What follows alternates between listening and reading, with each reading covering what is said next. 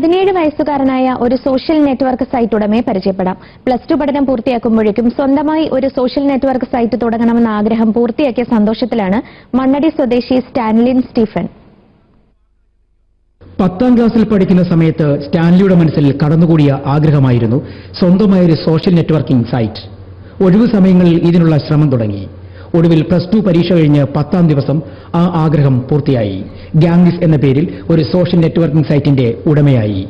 April 10 രാവിലെ 8:30 ഗാംഗിസ് തുറന്നപ്പോൾ ആദ്യത്തെ 1 മണിക്കൂറിനുള്ളിൽ അക്കൌണ്ട് തുറന്നത് 300-ലധികം പേർ. ഇപ്പോഴാകട്ടെ സൈറ്റിലെ നിത്യസന്ദർശകർ 1000-ലധികം പേരാണ്. ഇതിൽ വിദേശികളുമുണ്ട്.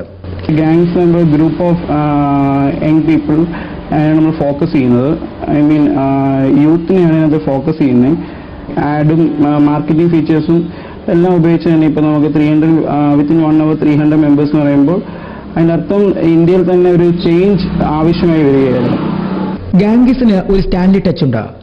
സ്വന്തമായൊരു പേജ് തുടങ്ങാൻ ഫാൻ പേജ്, ഗ്രൂപ്പിന് പകരം ഗാങ് എന്നൊരു ഓപ്ഷനുമുണ്ട്. വീഡിയോ ചാറ്റിംഗിനും രഹസ്യ സന്ദേശങ്ങൾ അയക്കാനും സംവിധാനങ്ങളുണ്ട്. മറ്റ് സോഷ്യൽ നെറ്റ്വർക്കിംഗ് സൈറ്റുകളേക്കാൾ കൂടുതൽ സൗകര്യങ്ങൾ ഒരുക്കാനുള്ള ശ്രമത്തിലാണ് സ്റ്റാൻലി ഇപ്പോൾ. ക്യാമറമാൻ പ്രസാദ് വെട്ടിപ്പുറത്തിനൊപ്പം ഡി ബിനോയ്, ഏഷ്യാനെറ്റ് ന്യൂസ്.